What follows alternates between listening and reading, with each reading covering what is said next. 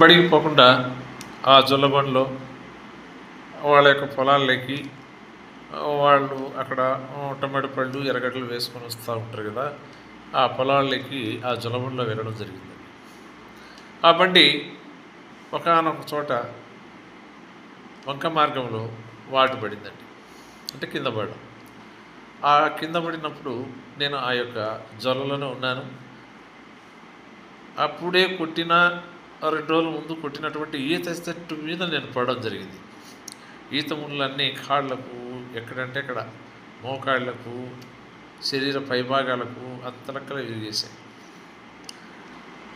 ఆ యొక్క ఈత ముళ్ళు తీసుకుని ఆ రక్తాలన్నీ తుడుచుకొని ఇంటికైతే వెళ్ళానండి. అంటే నాకు అప్పుడు దాదాపుగా 7 సంవత్సరాలు ఉంటాయండి.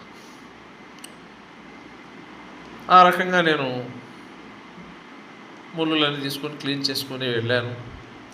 ఇంటికి పోయిన తర్వాత మరుసటి రోజు మా అమ్మ నాకు స్నానం చేస్తూ మోకాళ్ళ దగ్గర 2 ఈత ముళ్ళులు గమనించిందండి. ఆ 2 ఈత ముళ్ళులు ఎంత ప్రయత్నించినా మా నాన్నగారు, అప్పుడు మా అబ్బగారు కూడా ఉండేవారు, మా అబ్బ బాలసుబ్బయ్య గారు,